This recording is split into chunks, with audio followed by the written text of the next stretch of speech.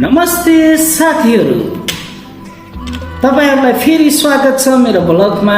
आज मेरो ब्लग कुनै इन्टरटेनमेन्टको लागि मात्र होइन। आज मेरो ब्लग सबै नेपाली मेरा देशका जनताहरुको बारेमा पनि हो। म तपाईहरुलाई नेपालको राजनीतिमा अहिलेसम्म नदेखेको एउटा इतिहास मोड बारे जानकारी दिन गइरहेको छु। तपाई कल्पना गर्नुभएको थियो नयाँ प्रधानमन्त्रीको शपथ भएको भोलिपल्ट पूर्व प्रधानमन्त्री र पूर्व गृहमन्त्री पक्राउ पर्छन्।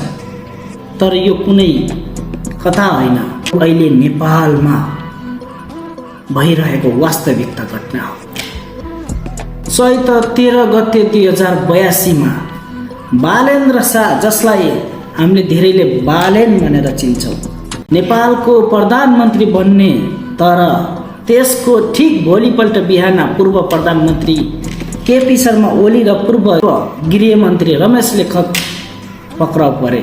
यो पक्राउ भदौ 23 र 24 गते 2082 मा भएको जेन्जी आन्दोलनमा त्यस बेला भएको गोलीकाण्ड र 70 जना भन्दा बढी नागरिकको मृत्युसँग सम्बन्धित अनुसन्धान आयोगले प्रतिबन्धन दिएको गरेको हो। एकातिर सरकार न्यायको कुरा गर्छ, अर्कोतिर एमाले बदला भएको आरोप लगाउँछ। नेपालको राजनीति केवल सत्ता फेरबदलको कुरा होइन, अहिले कुरा हुँदैछ जवाबदेहिताको, न्यायको र नेतृत्वले काम गरेर देखाउँछ कि देखाउँदैन भन्ने सवाल। के यो घटनाले नेपालमा साँचो परिवर्तनको सुरुवात गर्ला कि यो केवल अस्थायी राजनीतिक हलचल मात्र हो? साथीहरू, यो विषयमा तपाईको विचार के छ? कि यो कदम न्याय हो कि राजनीतिक द्वन्द्व नयाँ अध्याय हो? आफ्नो विचार कमेन्टमा लेख्नुहोस्।